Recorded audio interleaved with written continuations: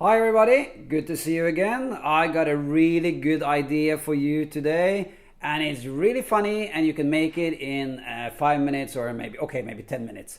It's a bat and it's an upside down bat that you can stick or hang up anywhere you like. It's attached to a clothing pin and you can, put it up anywhere in your house or at school or anywhere or, up your nose, whatever. Let me show you what you need to make it. You will need a piece of paper. You will need a clothing pin. This one is made out of wood, but you can also use the plastic ones. Also cool if you get hold of those small ones, because clothing pins comes in different sizes. So check up, different sizes. A little bit of glue, marker, and something to cut with. You may use a scissors. Pencil is also nice. Something to color with, like color pencils. Oh, I think we are ready to start. Are you ready to start? Okay, let's start.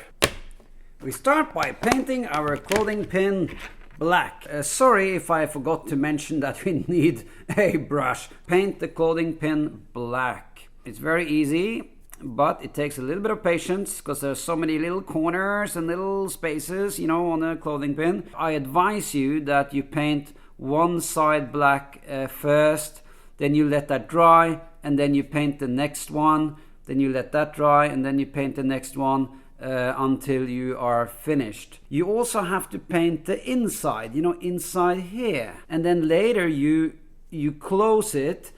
It gets stuck, it dries and gets stuck there. That's why after you have painted all the sides, letting it dry a bit and all that, and you're going to paint the inside, then you take an extra clothing pin, put it on like that, so that it keeps open and it dries open so that it doesn't get stuck in there.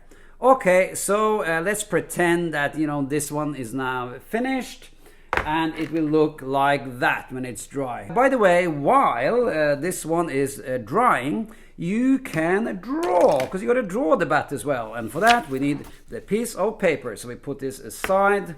Here is a drawing that I made earlier. That's what the bat is going to look like. So let me now show you how I drew it step by step. Bats are easy to draw. You can draw a round head, and then two round eyes on top, a round little nose at the bottom half of the circle, a big smile. Then we open up the smile and put in the teeth. That's just a zigzag line like this. Zigzag, zigzag.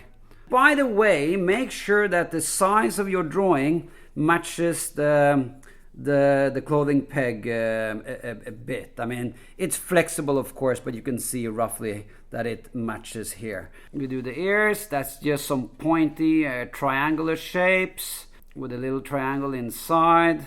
The body is just like a curve really coming out from the round head, and notice that the head is the biggest, the body is smaller. Now the wings comes out like this on either side. First two up, then two curves down, two curves up, two curves down. When you've done that, then you go oink, oink, and oink. It helps to make those sounds, then you get it right. Oink, oink, and oink. And there you go, it's done. It's done for us. So now you got to color it. Moving on to the head, and then I put a little gray, like a little lighter tone in the ears, a little pink on the nose, yellow eyes. The yellow is really nice because it stands out against the black body, you see. Let's cut it out. When I cut not directly on the black line. I give it a little space, so there's a white space around the shape.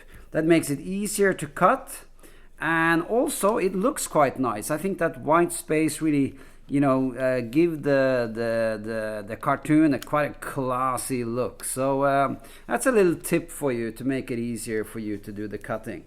Make sure your paper isn't too thin, because then your bat becomes a bit too flimsy. So a sort of a thick to medium thick paper is a good bet. Now let's stick it on the clothing peg. Remember now, it's gonna hang upside down. That means that if the mouth of the clothing peg is like this is gonna hang like that. So put a bit of glue on, stick it on so that you have a bit of the clothing peg sticking out. Now you can hang it pretty much anywhere you like. And by the way, I want to show you something. The drawing that I did earlier, I scanned and I colored it by computer, and then I duplicated it and I printed out the sheet looking like this. I mean, if you just want to make one bat, you know, drawing it by hand like this, perfectly fine. If you want to make a whole bunch of bats, and maybe bats in different sizes, like this is a medium, this is big, this is medium, this is small, then I recommend learn some computer skills and then have it printed out. Then it's a lot faster and easier, and you can make a whole colony like this. So check this out. Small baby bats, aren't they cute? You see, because we used the small clothing peg. Daddy bat, mommy bat, and the 3 little kitty bats. Now let's hang them up. Clip it on like this, and then you clip on, you continue clipping on all the bats you've made. Oh, now isn't that nice? Oh.